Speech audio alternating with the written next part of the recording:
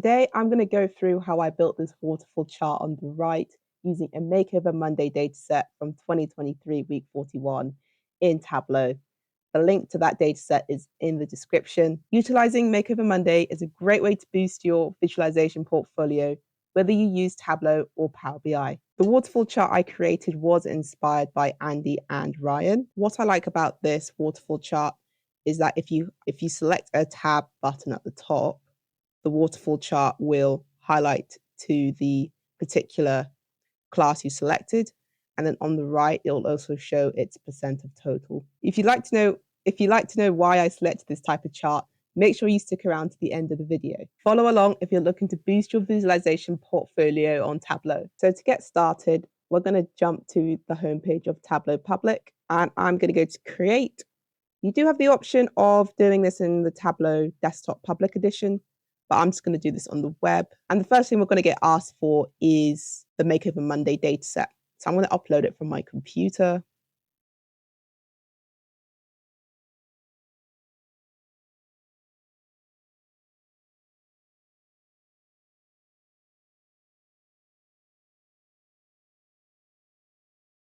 Update now, just gonna, okay, that's as high as it will go. So we have 15 rows. Just gonna zoom out. So we have 15 rows.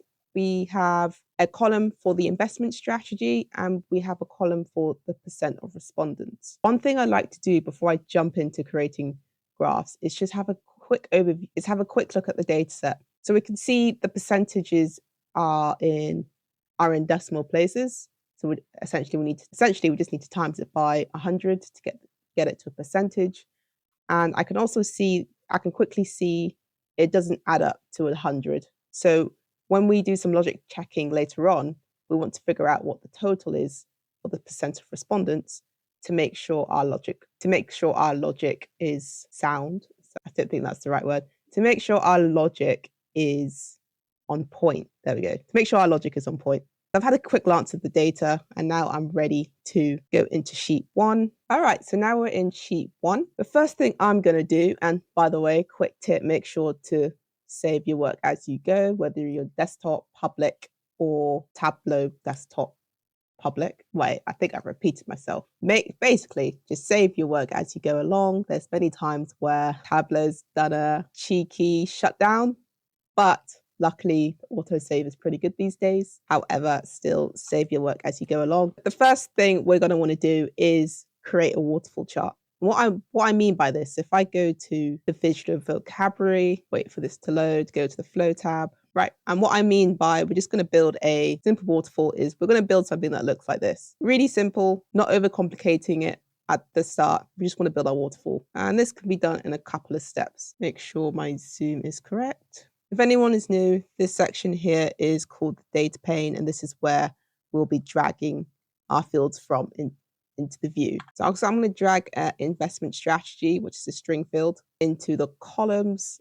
I am then going to drag percent of respondents into the rows. And you can see like a simplistic bar chart has been created. While I'm here, I'm going to quickly just right click and format the number and change this to a percentage. Just like it to 0 decimal places. And then I'm going to create a running sum. Yes, sorry, took that out of order. I'm going to start again, right click, go to quick table calculation and hit on running total. So now we know a table calculation's been added because the triangle has appeared within the percent of respondents on the percent of respondents pill. I'm going to configure this table calculation, just make sure it's correct. And yep, that's correct for now. And we can see the percentage is 407%. And that essentially just means everything totaled is 407. And to prove that, I'm just going to quickly make a logic table. I'm going to put investment strategy in the rows and percent of respondents in the shelf. I'm going to change this to a percentage, 1 decimal place. No, sorry, 0 decimal places. And we have this icon here at the top, which is for totals. So I'm going to click on that icon and then show column grand totals, and we should have 407%. I'm going to relabel the sheet while I'm here, and I'll just call this the logic table. I'm going to move it to the front I'm going to relabel sheet 1 waterfall chart while I'm here and click OK. Right, so the logic is pretty much, yeah, that we've agreed that the logic is correct. And now I'm going to bring on, now that the table calculation is configured, I want to change the marks card. So this is where you can change the type of graph in the view. So I'm going to click on the Gantt bar. Then I'm going to bring percent of respondents again into the view, but from the data pane. But this time I'm going to bring it to size. And then I'm going to double click percent of respondents. And before the sum, we're just going to put a minus. I'm just going to rotate the labels so that they are horizontal. And I'm going to just make sure the fit is entire view. Righty-ho. Now I'm going to sort by investment strategy to show the percentage of respondents from the lowest to the highest. I'm going to click the down arrow. You can click the down arrow, you can right click. You're going to go to sort, and we are going to sort by the field. We can leave it as minus percent of respondents, but we have to make it descending. Depending on what you want to do and what makes sense to you, you can change it to percent of respondents and just make it a bit more logical. So if you ever go back, you can quickly pinpoint what you did. We would do percentage of respondents going by ascending. So the lowest will be at the bottom and the highest will be at the top. And now this is starting to resemble what the end product is starting to look like. So if I quickly flick back to what I made, you can see that this is the same shape we are going for. So now that we have made our graph, I am going to remove the grid lines and axes rulers. I'm not sure if you can see it on my screen, so I'm going to zoom in real close. But now you can see. Okay, that's too close. Well, I'm going to zoom in closer. There we go. And perhaps you can see it now. So we have these really faint lines going across, and we have these axes rulers that I want to get rid of, and like the ticks as well. So firstly, I'm going to head to Format Workbook. I'm going to head to, wait, my head is in the way. So I'm going to quickly move my head out the way before I do this section so it makes sense to everyone. All right, let's restart that. So I'm going to click on Format Workbook. If you're in desktop versions, you could right click and also go Format Worksheet. And your format pane, instead of coming up on the right, may come up on the left. But what we're doing is the same. You just want to find the area where the grid lines live, and we want to go the drop down arrow. Right now it's on automatic, but we want to switch it off, and that will take away the grid lines going horizontally. And then we also want to get rid of the axes rulers, so the lines that come down and across, and the axes marks. So I'm going to hit on more, and we have something labeled axes rulers here and axes ticks. So I'm going to, after turning off the grid lines, I'm going to go to the axes rulers, and I'm going to go from automatic and hit it off. I'm going to do the same thing for the axes ticks. Well, I'm clicking on the wrong thing. I think I need to click on the arrow. I'm just going to turn the opacity off. For some reason, maybe if I zoom out, it'll give me the off button. Well, you might have an off button. I don't have an off button, so I just reduce the opacity to 0. Right, and I'm also going to right click on the axis and remove show header. And now we'll have a shape that's very familiar to what the end product is going to be. I'm then going to hide field labels for the columns, which is simply investment strategy, because we don't need that there. And this is a good point to move my face back to the right hand side. Next, I want to start building the actions, the parameter actions for this dashboard. So what I mean by that is, if I head back to the end product, what I mean by that is when I click on the buttons, you go and reconnect. Okay, so when I click on the buttons above, the waterfall chart automatically configures to what we clicked, and so does the totals bar. So we're going to work on building up the logic for that. So the first thing, apologies, I'm going to move zoom in a bit. So the first thing we're going to do is we are going to create a parameter. Make sure to label these well. So when I create a parameter, I learnt this off someone else. I think it might have been Mark Reed when I was digging into his workbooks, learning about histograms. But I now like to label my parameter with P dot, and I'm going to call this select.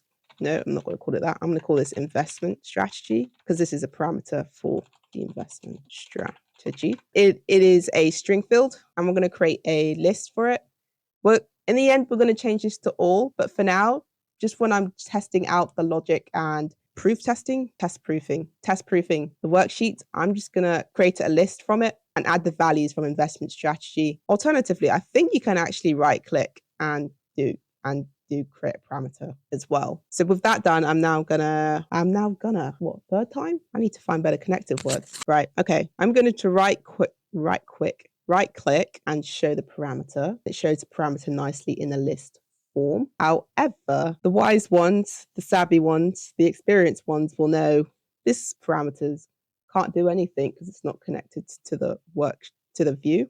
So we're going to do that now. Fourth time, we're going to do that now. We're going to create a calculated field, and we are going to, we're going to call this calculated field investment strategy selected. And what we're simply going to do is we're going to create a Boolean calculated field. That's the data type it will be. Simply put, it will be investment strategy equals investment strategy. Well, the parameter investment strategy. So basically, we're saying if the investment strategy from the field in the view here, it equals the investment strategy selected in the parameter, true, it's return true. If not, it's false. So we're going to press OK. So we're going to quickly test how this works. So I was about to say it. Now we're going to try out our calculated field with our parameter. So I'm going to do it again. It's going to take a second. We will drag the investment strategy selected onto color. We can then, I was going to say it again, we will now test how our parameter works with our waterfall chart. So let's test this out by selecting an investment strategy. So I'm going to select big tech, and big tech is highlighted. However, we can see whenever we select an investment strategy from the parameter, it drops down to the bottom. And I have a good suspicion it's the table calculations. We just need to configure them to be correct. So I'm going to go to edit table calculations and make sure, as well as being investment strategy, make sure to select investment strategy and investment strategy selected. I'm going to click OK. And now, whenever we select a investment strategy from our parameter, for example, commodities, it will be selected. Well, that's already at the bottom, but let's pick I think one of these are in the middle, inflation protection. Well, that's the next one. But you can see it's not falling to the bottom. And third time's a charm. We can see it's not falling to the bottom. Oops, I think I forgot to format a 0 line. So I'm just going to quickly take that out. It's in the exact same place. I think you can see what I just did. Yeah, I just went to the format workbook and I just want to turn that off. And yeah, it's gone. It's a very faint line. It's deceiving my eyes. Thought I was going mad for a second. Right. The next thing, we are going to clean up the tooltips. So I can see all these tooltips that I do not want. I only want to keep the investment strategy, and I need to add the percent of respondents, the correct percent of respondents, because right now we have it's on minus because of how we built the waterfall chart. So I'm going to head to investment strategy. I want to keep this in the tooltip. I don't want to keep this field in the tooltip. Don't want to keep the Boolean field in the tooltip. I don't want to keep this in the tooltip either. However, I do want this in the tooltip. So when I now hover over my investment strategy, you can see the investment strategy and the percent of respondents. You might ask why I did it this way instead of going to the tooltip and manually configuring it. So I think once you start editing the tooltip from here, I don't believe it will allow you to be like right click to include and exclude in the tooltip. I think it's something I picked up when Andy was coaching us at the data school, and it's made doing tooltips way easier because the formatting is just the same. I think once you start configuring it, the way the formatting is can be different for each new thing that you add.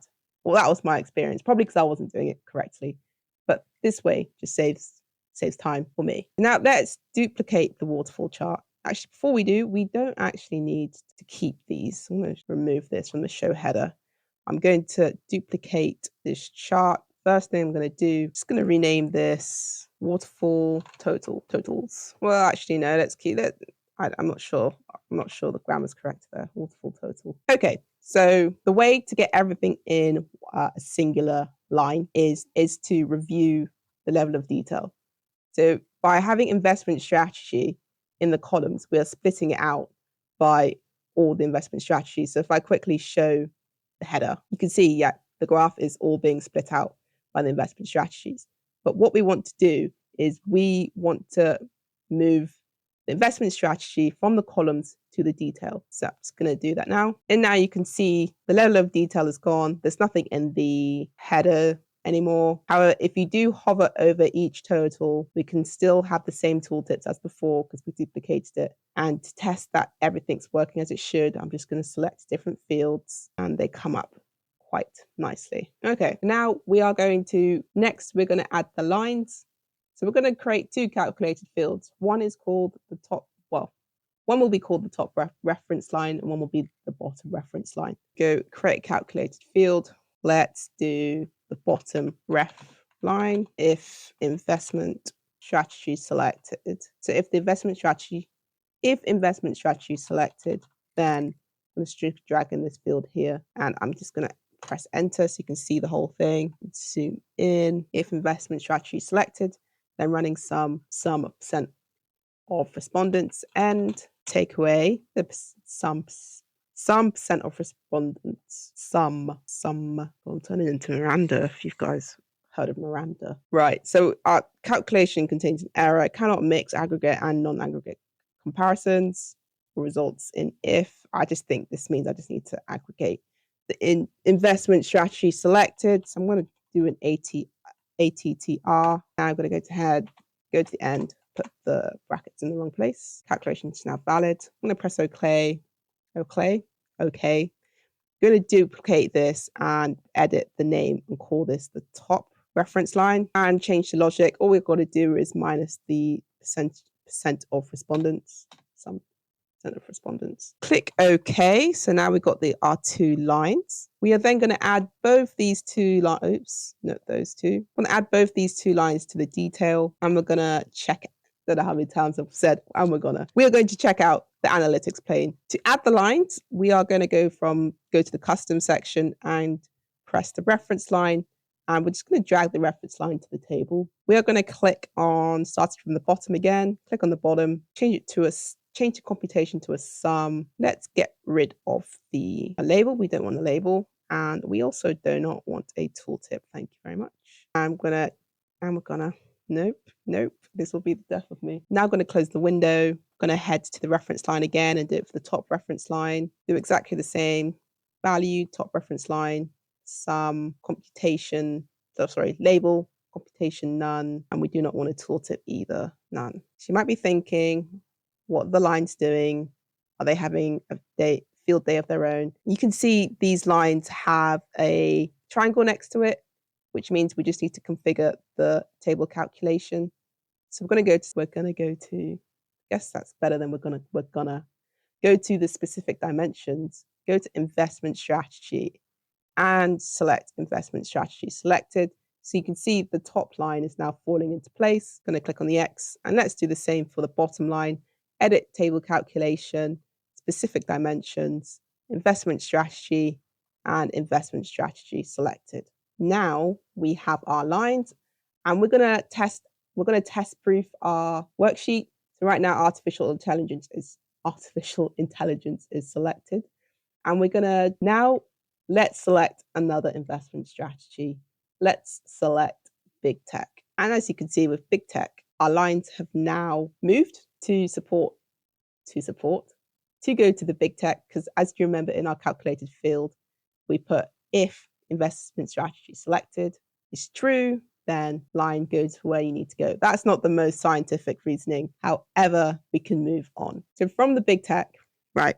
So we've configured our lines, and now we want to double check our tooltips, because by adding the top and bottom ref lines to our details, they are included in our, well, they're sort of included in our tooltips, just the names, not the values. So I'm going to go ahead and right click top ref line and exclude it from the tooltip, and same with the bottom ref line to include it from the tooltip. Now our tooltips are looking nice, clean. Spectacular is a bit of a strong word. No, wouldn't call these tooltips spectacular, because you can do viz in tooltips, which are pretty cool. Going back to the main dashboard, I do have some text or image formatting. Well, I think essentially it's a text formatting to show the highest investment strategy. in this data set, which is dividend investing. And then I also included the percentage. So if I click dividend investing, then I've also included the percentage in the total bar. So let's go and configure those now. Right now, I want to configure the label, the percentage label to the totals chart. So I'm going to create a new calculated field. Just call this investment label percentage. So we are going to go. So it's simply saying if investment strategy selected equals true, then return the percentage of respondents. It's going to make this a little bigger and just so you can see there. So I just said if investment selected strategy equals true, then return this percentage of respondents, showing red because I forgot the end. I'm going to click OK. And then we are just going to put the investment strategy label on the marks card. Oh, I thought that's what I did. Big tech. Oh, I put it on the, no, yeah, I'm supposed to put it on the label. What's going on? Let's pick something else. Perhaps I just need to do this. So if a few of you are on desktop, Tableau desktop, you may have more options to fiddle around with the alignment.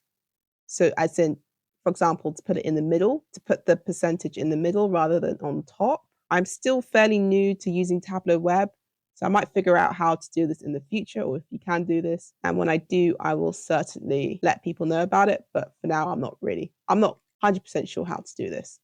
So, but I'm quickly going to format the number, change this to percentage. And I'm going to try again using another investment strategy. So we can see it just comes up, it shows us 26%. If anyone does know how to configure the text into the middle of one of the bars, feel free to drop down the comment below. I'd love to learn how to do that with the Tableau web version. So now we've done this label, we're going to go back to the waterfall chart and add the crown to the top to show that it's the max. It's the investment strategy the most people responded to. So now we're going to head back to the waterfall chart and add the crown to the investment strategy that had the most percent of respondents. I'm going to create another calculated field. I'm going to call this max investment strategy. I'm going to zoom in a bit more. So we're going to say if the sum of percent of respondents is equal to the window max. Yeah, some percent respondents. Then we want to return a crown, else we want to return nothing. And so I'm going to go look for this crown. The way I found this crown is simply with how my bookmarks, a bit embarrassed that my bookmarks are showing. I don't want to show my bookmarks bar, maybe because I'm in a new tab. But anyway, I'm just going to search Unicode crown icon. Look, Google knows me so well or remembered. If I can remember what crown I use. Well, it doesn't have to be that particular crown. I'm just going to go to the first one here. I believe there was this crown. So I just selected it and it went to the top. So I'm just going to copy, or I guess you can copy from here. Head back to Tableau. Well, I forgot Tableau is actually in Google. I'm going to close this down. And now I'm going to copy and paste in our crown. Sometimes it's easier just to put in the symbols as a Unicode character. And just going to click OK, zoom out. So we have the max investment strategy. So I will place this onto the label. We should not have two crowns. I have a feeling it's to do with the table calculation configuring. Yeah, so we just need to make sure investment strategy and investment strategy selected is both ticked. And now we have our crown jewel at the top. I'm just going to remove the max investment strategy from the tooltip. And actually, we can make the crown a bit bigger. Can we make the crown bigger? Yes, we can actually. We can. However, it's not showing in the labels. I'm just going to insert this here. I'm going to bring it to the middle. And I am just going to make this good 14, perhaps bold. Really emphasize them. Maybe not bold. Too emphasized. Go back. Press OK. And now we can see our crown, living it up at the top. So we've made our little, again, I'm not really sure how to format everything for the crown to go into the middle on Tableau web, but it is something that's definitely possible in the tab on Tableau desktop versions, whether public or desktop. Now we're going to go to the button section. This is probably the easiest. This is the easiest. Let's say this is the easiest worksheet. It's not a lot involved. We're going to move investment strategy onto columns. We're going to hit entire view. And where we see these ABCs, we actually want to see the investment strategy. So I'm going to hold down control from investment strategy from the columns, left click as normal, and I'm going to bring it to the ABC. Nope, because I bring it to rows. I'm going to bring it to the text. There we go. After this, we are going to remove the headers because we don't need things done in duplication. And I am going to remove this grid line. Might have to move my head again, but I'm going to go to format worksheet up here. And it's a simple case of, right, before I forget, move the head to the left. It's a simple case, actually. I'm not sure using that way was the best for in the Tableau web version. If in doubt, I always right click. That was like the best advice given to me. I'm not sure. I can't remember who mentioned that in the DS training, but whenever I'm in doubt or stuck, I always right click. So now I want to go to the borders and I want to remove the row dividers. This is the gray line that's showing above and below. Let's get rid of those. We have a pretty unformatted worksheet. I'm going to go ahead and remove the tooltip as well. So right now, this worksheet doesn't actually have any color formatting. If I go back to the finished product, you can see it's color formatted like the rest of the worksheets. And how I did that was, we need to look at changing the type of marks card this worksheet is. I'm going to go ahead and move my face back to the right. Okay, first thing I want to do is go to the marks card and click on square. Right, so we've made a square.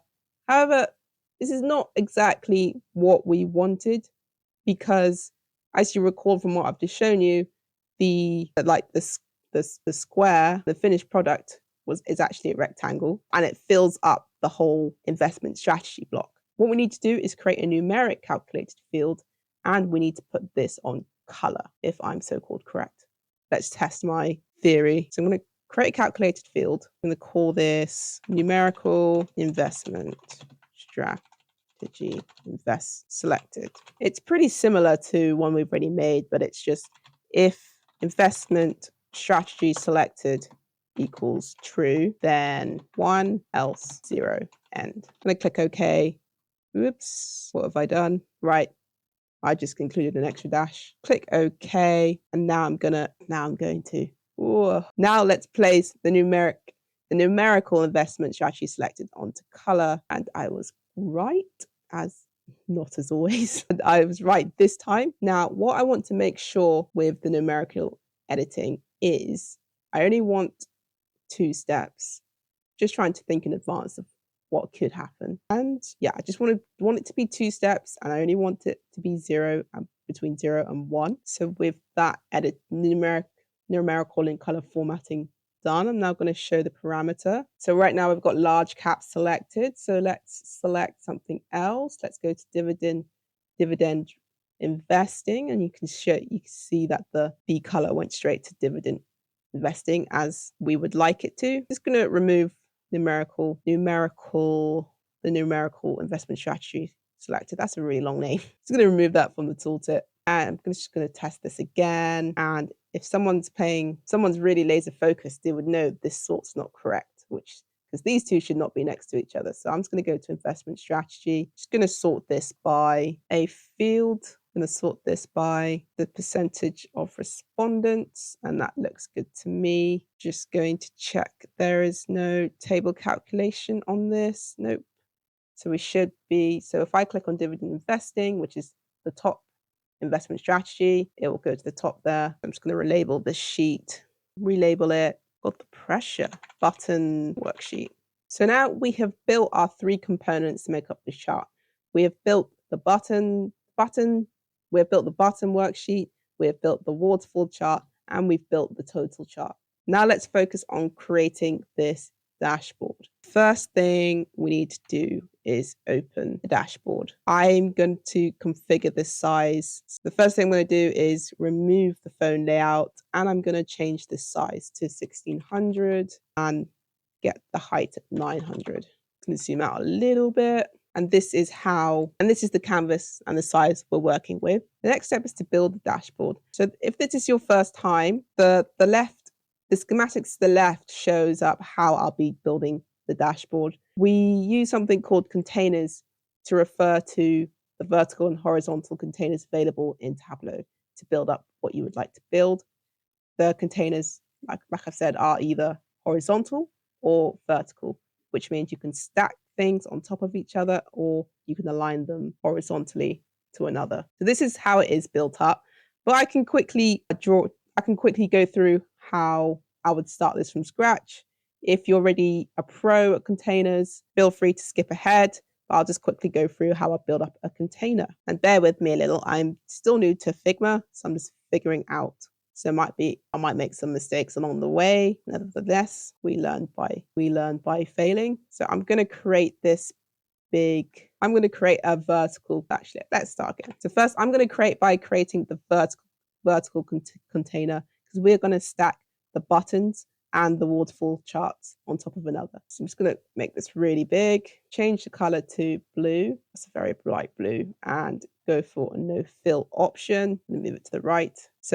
And we are building this chart above. So like I said, this button sheet is stacked on the waterfall chart and the totals bar. So with that in mind, I now want to create two horizontal containers stacked upon one another, because we have this worksheet here and we also have this click icon that I'll go into later on. We then have another horizontal container, which is the waterfall chart and the totals chart. Ignore the title and the subtitle. Sorry, I'm just waving my mouse around, making you guys dizzy. Ignore the title and the subtitle, because those are floating elements and they're not included in the grand schemes of the container builder. So let's go ahead and pop in our horizontal containers. I'm going to change this line back to a field. I'm just going to copy and paste this box here like so. And we're going to turn this green.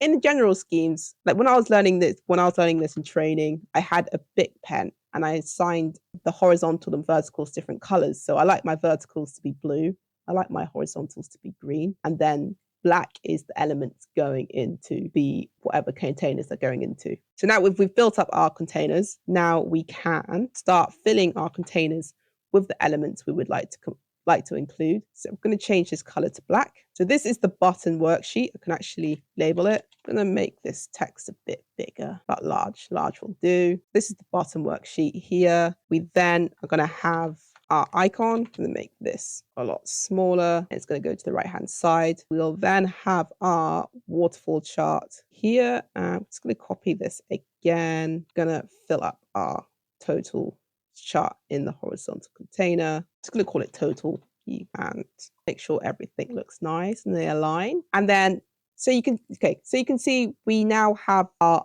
charts icons in place, and then we also have the floating container. So this was the floating vertical, so I actually need a blue square.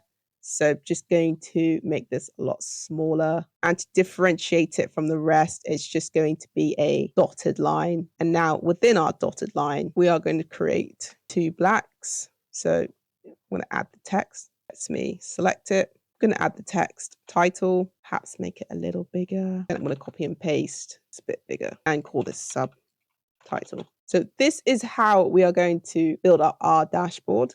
And it's important we do it within the containers, because when we come to add the background later on, it's going to be an easier process. And in case some of you didn't know, the background is not built in Tableau. It's built elsewhere, but it only took me 10 minutes to do, and it was my first time. 10, maybe 15. It was 15 max, but also like a really simple process. We're going to jump back to the web edit and we're going to build this up. Also, if you are still confused by the concept of containers, I have linked below a video by Curtis Harris who explains how to use vertical and horizontal containers in Tableau and why you should use them. Please use them. Thank you. So from the drawings we made, I know that I need to start with a vertical container. So I'm going to switch to the floating tab in the objects, which just means whatever objects I'm bringing in, they're just going to be floating, which is what I want. When you start adding items from the objects section into the containers, we're going to switch back to tiles. But you'll see that in a minute. So we're just going to go to floating and we're going to click vertical container. Yes, I said it again. I know I'll improve my connective words in the next video. I really hope I do. Right, so what I just did, when you click on any container or object in the dashboard, as long as it's floating, you will come to the layout and you'll have an X and Y axes. That's just the position of where you want this container to be. So we want to X, Y, and 0, Y, so it comes up to the top left corner. We then want to configure the width and height to be the whole of the dashboard. So we're going to set the width to 1600 and we're going to set the height to 900. If you like, with each new container or vertical container you like, you can relabel these so they're easy to refer back to in the future. Right. So with our verticals container now made, each time I create a container, I do like to bring in, well, each time I bring in a horizontal or vertical container into view, I immediately like to put some blanks in them. And in case you don't know what a blank is just an object, which is just blank. So we're going to click back to tiled and I'm going to drag blank into the view. I'm going to bring in another blank at the bottom. So now we've got 2 blanks. So now I want to bring in 2 horizontal containers. So this is a horizontal container. I'm just going to quickly fix that. I'm going to bring in the blank and I'm going to bring in another blank. And so now we have 2 blanks in the container. We can double click the blank, which allows you to see like the hierarchy the blank is in. So we've gone from the blank to the horizontal container. And what you can do if you're losing track of if you're losing track of your containers, you can actually add a border, any color border. Because the padding's on 0, you'd have to out-click to see the effects. You have to click off to see the effects of the horizontal container. But probably one that's probably better to use is the background. Because if we use the background, then I need to use a more distinct color. You can see the background goes to that color. So for now, maybe to make it easier for explanation, I'll just color this like a nice yellow. So that's our first horizontal container, and I'm just going to unclick the height. Now we need another horizontal container. So either you can repeat the process I just did, or I can double click to get to click up to the horizontal container. I'm gonna drop the drop down arrow, copy dashboard item. What I'm simply going to do is Control V, and we just copied and pasted dashboard item. So now we have the exact same thing. We've got the 2 blanks. Perhaps I'll change the color to make this a bit more clear. Let's change this yellow and blue. They're quite good contrasting colors. So what I'm going to do, I'm going to click the duplicated horizontal container, and now I'm going to hold down Shift. What this allows me to do is now place this within our vertical container. So now that this is placed in our vertical container, I'm going to just remove this blank here. We have one more blank. I'm going to move this all the way to the bottom. And somehow our container picked up some padding. I don't want any padding for now, so I'm just going to hit the 0 outer padding and remove that from the container. And now I have pretty good control over my dashboard with the size I can make the top container and the bottom container. So I don't need this blank anymore, but it's just good to know the height. I know the height here says it's 32. So I'm just going to take that off. But sometimes if you lock things in place, then you would need to add the 32 to one of the containers to fill the space. But because I don't think I've locked them in place, to be honest, it automatically filled the space. Sometimes it does, sometimes it doesn't. So now I'm happy with my 2 containers. If I head back to the worksheet, you can see that the top container only takes up, it barely takes up, it doesn't take up, I'm trying to think of my fractions, but I'm just going to say it doesn't take up a lot of space. And you can see the bottom horizontal container takes up a lot of space. So that's what I'm going to mimic for now.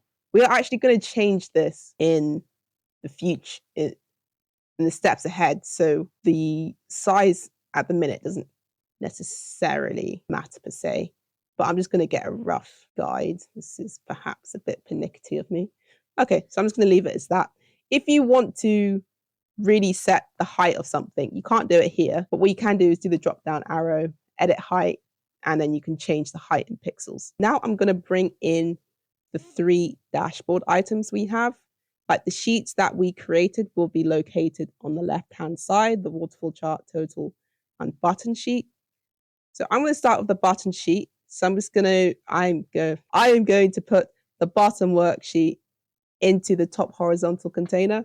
And I know it's going in there because you can see as I drag, we have that black dark out, which allows you to know where it's going to be placed. I'm going to put it here. And normally, if you have any like parameters or legends, those also automatically come into the dashboard. But we don't need those for now. So I'm going to get rid of them. And I'm also going to hide the title. I'm going to remove one of these blanks. I'm just going to move the width of the button worksheet to the end. We're going to configure this later on. So so where it is doesn't really matter. And as I bring in each sheet, I'm also going to remove the padding from each worksheet. Tableau, by default, when you bring in a sheet, defaults things to like the outer padding to 4. But I don't want this on at the moment because we will configure those later on. Next, I will bring in the waterfall chart. So I'm going to bring this to the bottom container. I'm going to hide the title. I'm going to remove one of the blanks. I'm going to go check out the layout because, as I said, if there's any parameters or legends associated with a graph, Tableau automatically brings it in, and it doesn't always bring it into somewhere obvious. So Tableau created something called a tiled. I don't want these tiled. This to me is just, it's not good. I slightly judge people who have this in their workbooks, but slightly, not a lot, slightly. But if I'm working with your workbook and it's tiled, I'll normally undo it because I just like working with a dashboard I can fully control. So I'm actually going to remove this from the dashboard, and it's gone. I only want things that I know should be in the dashboard. Then, like I said, I'm going to remove the padding. Sorry guys, I'll get better with my mouse control in the next video. I haven't had coffee, but I just feel like my hand is very twitchy. Right, the last thing we need to bring in is the waterfall total. So I'm going to bring that in now. Going to remove the last blank, and it automatically nicely adjusted for me. And I'm just going to remove this title, hide the title. And remember that we had the background color set to blue just to make it clear that it was 2 different horizontal containers. I'm now going to remove these before I forget. And I'm also going to do it for the top background 0. Oh, see, this now revealed the tiled. Again, I'm going to go right click, remove from dashboard. And now I'm just going to configure this blank to line up with the totals. So I'm going to check the width of the totals. This is approximately, let's see, 100 in width, 100 in width. So I'm just going to go here, edit the width and go to 100. And now you can see things are lining up pretty nicely.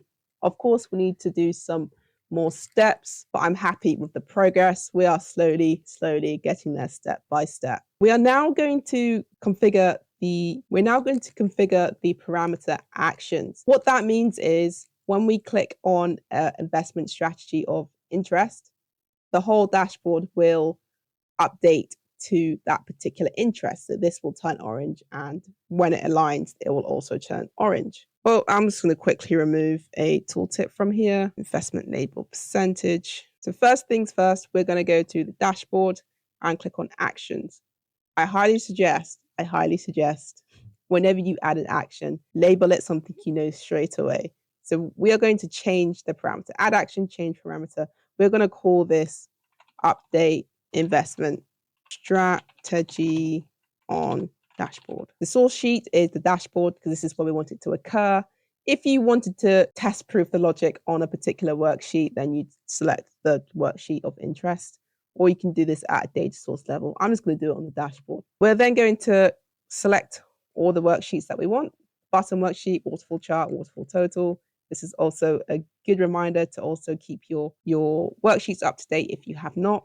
We're going to go to target parameter, click on investment strategy. We're going to go in the source field and hit on the investment strategy. We want this action to run on select, or you can choose to go on hover or menu.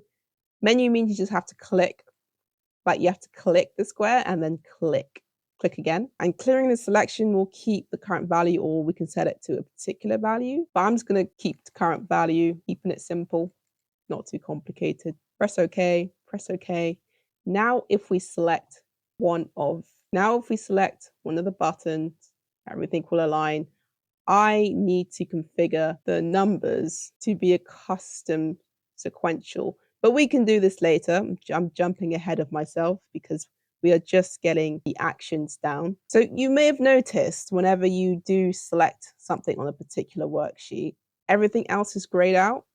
And in this particular dashboard, I didn't really want that functionality. It's the same if I do it on the waterfall chart. It's highlighted and grays out everything else, but this is selected. I don't really like this because in the button sheet, nothing else is highlighted, although we can probably create an action to do it that way. But the way I'd want to do it is if I select something, I don't want everything else to be selected, just for the synchronicity. So how to combat this is we are going to go back to each chart. We're going to create one calculated field called a dummy. This is just a dummy field, and we're going to call this true and press OK. We're then going to add this to detail. And while we're at detail, we're going to right click and remove from tooltip. We're going to do this for all the charts we've created, including dummy, remove from tooltip, including dummy, and remove from tooltip. So now that is done, we're going to head to the dashboard actions again. And this time, we're going to add an action and we're going to click on highlight for each. This tip is from Anthony Smoke. Apologies if I'm saying your name wrong. But essentially what we're going to do is we're going to focus on one worksheet at a time. So let's focus on the bottom worksheet.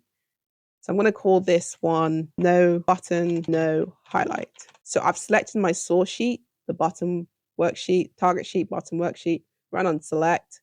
And we just want to focus on the dummy field, which is true. I'm going to click OK, click OK. So now whenever I select a investment strategy from the bottom worksheet, you will see it does not highlight. It just stays the same. Now let's repeat this process for the waterfall chart and the totals chart. It's unfortunate we can't duplicate. So I'm just going to add the action. Now that I've done that for all three of the graphs, wherever I click, none of them should be highlighting. None of the other fields on that particular worksheet should be highlighting. So if I come down to the waterfall chart, it's the same thing. And if I come to the totals, it should be the same thing. Thank you, Anthony, for the assist. Now we are getting there. We are towards the end. The next thing I'm going to do is bring in the background. So we can start with the formatting. So if you wanted to quickly know how I created the background, all I did was firstly in Figma, I looked at the chart we were making over, and I looked at the color scheme. Like they like to use this gradient, which inspired me for the background. And in Figma, you can simply just like create triangles like so, and then we can change the fill to any color on the view. So I'll change that to that orange. That's what I did, and then that's what I did, and just created a range of 5 colors. So after I created the range of 5 colors, I thought, how hard are gradients to do in Figma? And to an absolute beginner, actually a little hard. So I consulted Canva. I went to Canva. So I consulted Canva. I typed in the background. I just literally typed in background and picked the first one. There wasn't a lot of time I spent doing things here. And what you can do is we can click on the template. We can go to styles. Sorry, not styles. I can edit the image and I can go to dual tone. I think I chose cherry, something like that. So it already gives you like a different colored background to the black and blue. But I found out you can actually tailor the gradients to the colors that you like.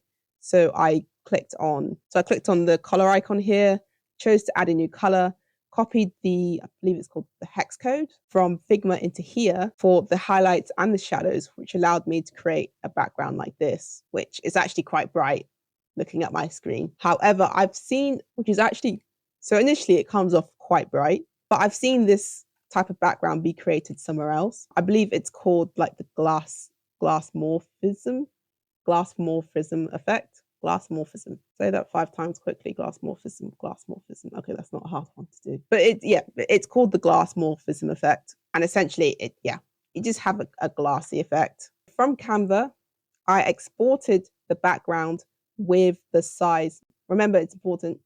resizing the dashboard to what our Tableau dashboard is going to be, which is 1600 by 900. I exported it, then I brought it into Figma with the gradient already made.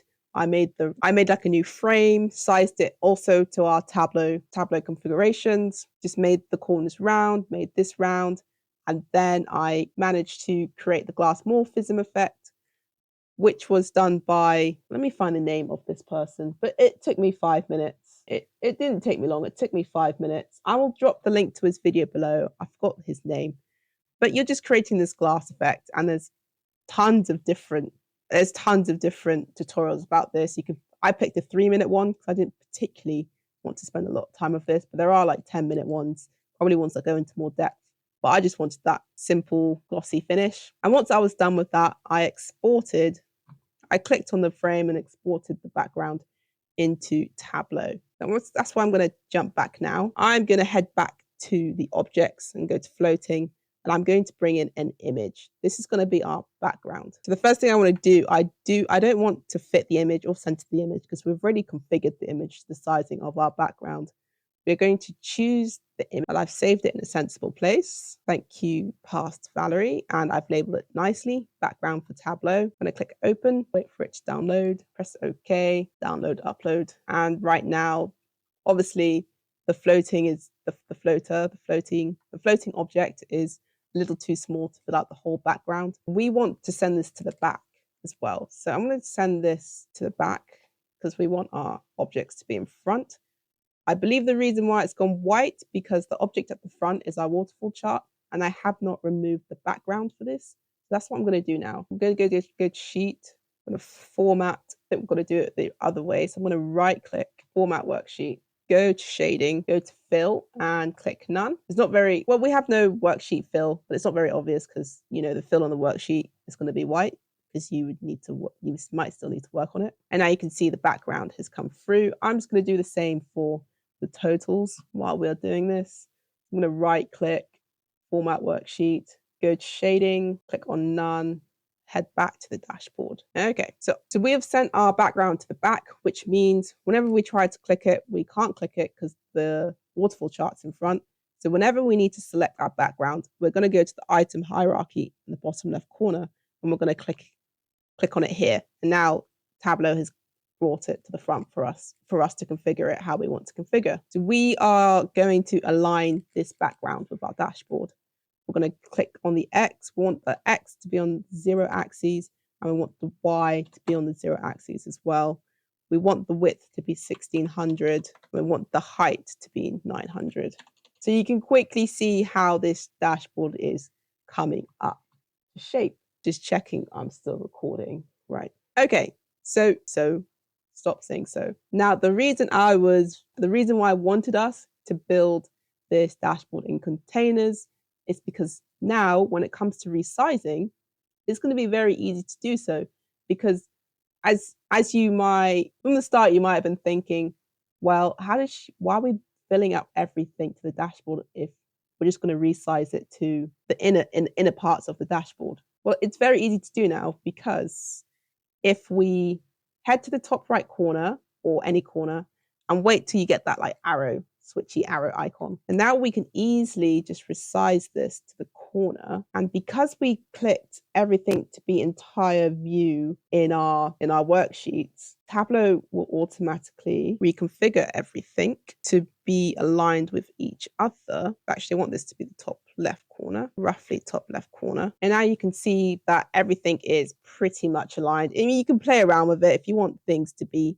even further in, they can be even further in. So while we're here, I might just lock those heights, lock this width also. Yep. And perhaps bring this in a little bit if I can get the double arrow. Thanks, because I still got the dashboard selected. Right. Actually, just wanted to drag it to the left a little bit. Alternatively, you can select the whole thing and use your left and right arrows in the key.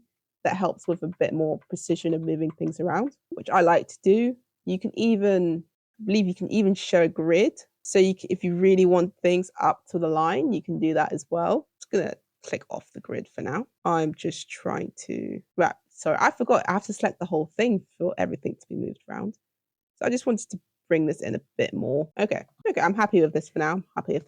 This is quite late of me saying this. I've also linked my Tableau workbook to the original version I created. So if at any steps you got confused, feel free to download that workbook and see how I did particular things. If you missed a calculated fields, you couldn't see it because I'm not sure how the color translates to your laptops, but everything is there as well. So now I can play with the padding with a few of these. I can quickly play with the padding. I prefer inner padding. I'm just going to make this 15 to bring in the graph a little bit from the sides. I always have to click enter with the web edit, whereas on desktop, it does it automatically. So I don't want outer padding, but I do want some inner padding, please. You got to make sure that all the padding is the same if you want them to align as well. Want them to align properly. Okay, we're making progress. Making good progress. Next thing we're going to do, we are going to sort out the formatting. I'm just going to go ahead and find out what color I made, what color I used. It was a variation of the pink, and I used orange because that was in the color scheme. I just didn't want to bring in more colors. So I'm going to go back to this worksheet. I believe we've used this investment strategy selected twice. So when I update the color here, it should update it for whatever this investment strategy selected is used. So for false, I used a custom color. So in the original workbook, I believe, just going to paste in what color I used. It's FAE through 3E. You're struggling to see that. It's F8AE, select enter. Does it change? No, it didn't change. Oh, I think, sorry, because of the dash, it missed off one letter. So it's actually EE. And the orange I used, probably very similar to this orange, to be fair. Regardless, it is different. I used FDAE. Press enter, assign palette. Oh no, I actually knew about this. I actually knew about that. I just completely forgot. So I'm going to repeat that process. Oh my days, I can't believe that got me again. It's different in desktop because in desktop you have to press apply. Or you don't have to press apply, but I press apply. Enter that, copy and paste, enter. This time, do not click assign palette. We're going to do not click the X instead. And we've configured our charts. We've also configured our waterfall total because, like I said, wherever this field is used, the colors will be updated. So if I head back to the dashboard, we have our pretty colors, although they don't look to be too aligned. Just need to make sure what's going on. I think there's still some space in this. There we go. If the padding's too much, I might reduce the padding to 10 and reduce the inner padding to 10 here if it's too squished up. But there's still undo what I just did. 15, 15. That's very strange indeed. I wonder, I doubt it's this one. Don't see how this can affect. Like this when it was 0. Ah, found it. Nope, I didn't found it. I have a suspicious feeling this misalignment is due to the crown. I'm just going to head back to the calculated field, or even the label, edit label. I'm just going to go ahead and make it a bit smaller. Go back to the dashboard. Yeah, I think it solved that issue. So I'll quickly explain that. When I originally built this dashboard, I did use Tableau public desktop version. I'm just using the web version to make sure if people don't have access to the desktop version, at least let's build it on the web and make it a bit more accessible. So in the desktop version, I do have the option to place the crown on the inside. And by putting the crown on the inside, it means it's not affecting the positioning of the waterfall chart. But because in the Tableau web, I'm not sure how to put the crown in the middle just yet. If I make it too big, it will push down the positioning of the waterfall charts, which makes it misaligned with the total bar chart. This is something to keep in mind. I could probably make it a bit bigger, but I can play around with it until, make it as big as possible so it doesn't affect the aligning. But for now, it is fine. I'm sure you guys can choose how you'd like to deal with that issue. You can do a crown, you can do another symbol, but that was just solving the misalignment. And finally, I'm just going to go to the worksheet. And here we have a sequential. I think it's called a sequential. Or was it diverging? No, sequential. No, I think it's diverging. We want a custom diverging chart. We want a custom divergent chart, and we want to choose the colors. So like before, we want one to be orange when it's highlighted. So we want this blue actually to be the custom color, to be the orange, and we want the 0 to be the pink when it's not selected. I'm going to click the X, and that's all configured. So if we head back to the dashboard, look at that. We've got everything configured to the color scheme. Oh, the last thing we need to do is what are they called? Reference lines. That's it. So I'm going to go ahead and go to the reference line, check that. I want to format these reference lines. Oh, it's gone to the right. So I want these to be maybe not pure white, off-white. So perhaps increase the opacity to 100 for now. We'll play around with this. And we want it to be a gray. I want to do the exact same thing to this one. I think it's the second one across. So when you're already in a format mode, I'm pretty sure if you select something else, it will change to that formatting that particular line to save you time of right-clicking, clicking again. So let's check out our dashboard now. Oh, I forgot to change the opacity. I really hope that's how you say it, opacity. Let's head back. There are very pernickety lines to get a hold of. Format. No, we want the line, opacity to be 100. Head back to the dashboard. Perhaps they're a bit bright, but it's okay for now. You guys can change it according to what you want to do. We have our totals bar, we have our waterfall chart, and we have our button sheet all working well and formatted. The next thing to do is the title. So this is the last thing with our floating containers. So I'm going to bring in a container and I'm going to make it floating, and I want a vertical container. I don't want this to be colored at all. Just kind of want it to align with like the buttons chart, but we can get that configured later on. I'm just going to make it a bit bigger. And we want 2 text objects. Just going to start with the 1. So we'll go back to tiled, add the first text, and it's going to come up and be like, what do I want? I'm going to copy and paste this. I advise you to, I'm not sure, Grammarly works well for me, but I advise people to write out everything in like a Word document or somewhere where you can check your grammar. Doesn't always work for me grammar doesn't always work for me in this formatting. I did copy and paste, Control W. See, I've already got the white formatting. So I'll quickly change this to black. Sorry, I quickly copied and pasted from my Tableau document because I've already done like a grammar check, and I am using Tableau semi-bold.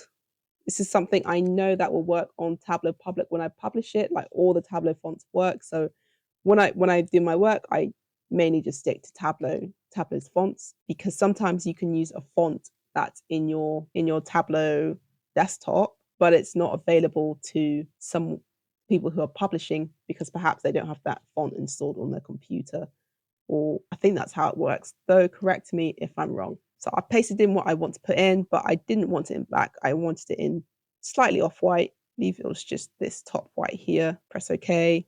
What retails are focusing on in 2023. So I can either copy and paste and do it again. I'm just going to drag in another text field, and I'm just going to copy from what I've done before. I used a slightly different font. I used Tableau regular. I used Tableau tongue-tied. I used Tableau regular because this was just a subtitle. But actually, to be fair, I didn't grammar check this. I actually just copied and pasted this from the Make of a Monday. So if I head back to Figma, what did they do? Yeah, I literally just copy and paste from them. So if the grammar is wrong, it's on them unless I copied it in incorrectly. So okay, so I have my fonts. Just gonna put a little blank in between them. Don't think I did that in the real one, but just for spacing and whatnot. That's actually quite a lot of spacing that I don't need. Oh, this is fine. Checking if I used any. I was pretty happy with the padding, the last one.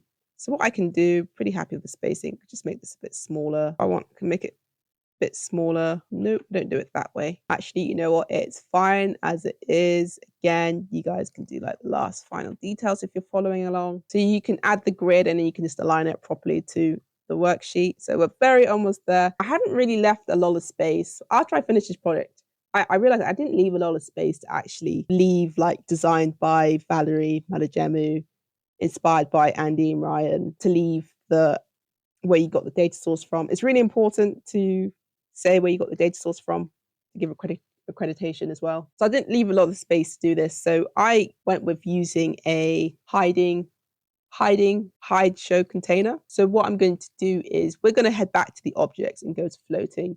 And I'm going to bring through a vertical container. So this time we're actually going to color this container because otherwise it's going to be very hard to read the text when you have the graphs there as well. So I'm going to go to layout, I'm going to go to background.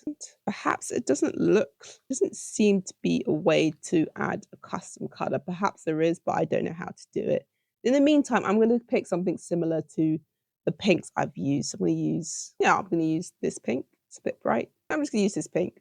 It's good on, but I think it's better on the eyes. What I'm going to do is add a text. Nope, I'm going to add a text file here and just say XXX for now, just as a placeholder. And once I've done this, so obviously we haven't gotten to a position where we're hiding and showing the container. So make sure, so double click on the container to select it all. Go to the drop down arrow and add show hide button. And now it will come up with this little X. And what we can do, if we test this X, I can click on it. So when you're in like developer mode, I guess you'd call this developer mode, data analyst mode where you're editing the dashboard mode, make sure to hold an Alt and then click on the X to like use it essentially. So you see how it just quickly went away, and Alt, Alt and click.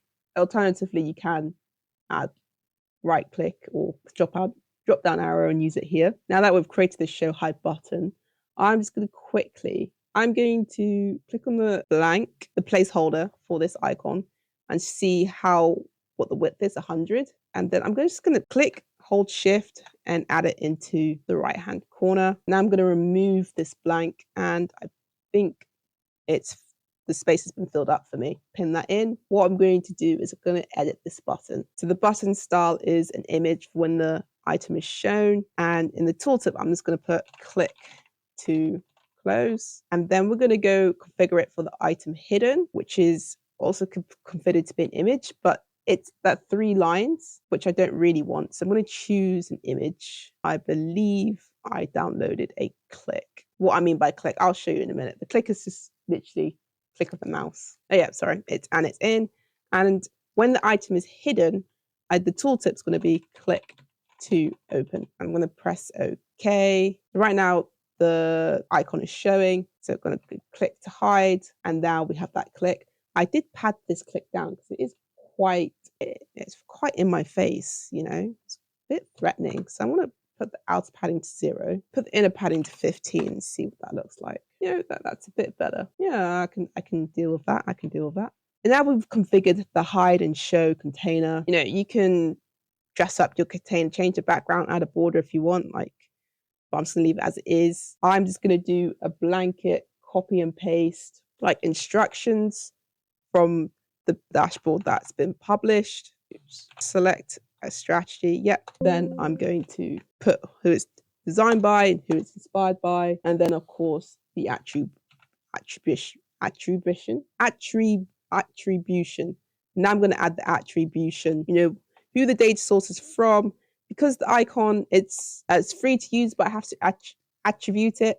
So I'm going to put that there as well. Obviously, in the real one, it was a bit more formatted nicely, but I've realized I'm taking up a lot of time. So if you want to split things out into different text boxes, you can. And then we could just make things bigger so they fit in. So it nicely fits in. And then you can add padding if you want, 0. And I added a padding of about, I'm going to add padding for 10 for now, just bring it nicely in. Then you can highlight different things, add the links to your bio if you would like. And that's essentially how I built this dashboard. It's not 100% carbon copy and paste to the dashboard that is published, but it's the process of how I did things. Now that's a wrap. So that's a wrap. That's how we built that dashboard.